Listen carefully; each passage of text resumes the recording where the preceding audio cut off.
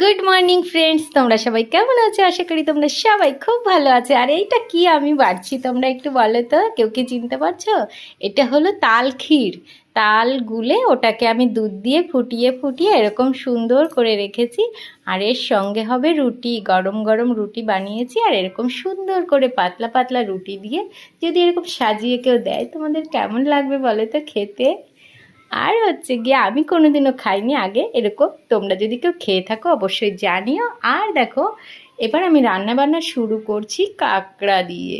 রুটিটা আগে বানিয়ে নিয়েছিলাম। দেখো, এই কাঁকড়াটা আবার খুব বেশি হাঁটা চলা করছে গো, আর এত বড় বড় দাঁড়া, কি বলবো আর। কাঁকড়াটা কালকে অর্ধেকটা রান্না করেছিলাম, আজকেই তিনটে পড়ে আছে। অর্ধেক না, কালকে চারটে আজকে তিনটে।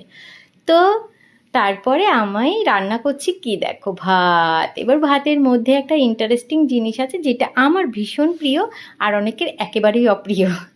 উচ্ছে সিদ্ধ, এটা আমার খুবই প্রিয় খাবার। খেতেও ভালো লাগে, শরীরও ভালো থাকে, তার জন্য আমি মাঝে মাঝেই খাই। এরপরে দেখো, আমার শিষ্যারা এখানে রয়েছে। শিষ্যা না, আমার সন্তান স্নেহে লালিত পালিত জীবগুলো এই যে আমার দিকে তাকিয়ে আছে, কখন আমি কাঁকড়া কেটে বেছে ওদের দেবো। এটা তো সম্ভব না, রান্না করে খাওয়ার পরে দেব। আর এই যে দুধ ভাত দেওয়া হয়েছিল, সেগুলো এনাদের খাওয়া হয়ে গেছে অলরেডি।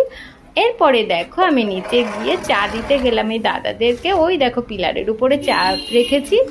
আর এই যে আমার স্বপ্ন পূরণ হচ্ছে। তোমাদের কেমন লাগছে? মিস্ত্রি দাদারা আজকে একটু দেরি করে এসেছেন, না হলে অনেকটা কাজ এতক্ষণে হয়ে যেত।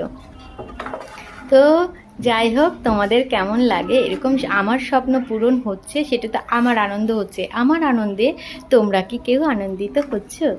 যদি আনন্দ পাও তাহলে আমাকে অবশ্যই কমেন্ট করে জানিও। টাটা, সবাই সুস্থ থেকো, ভালো থেকো, পাশে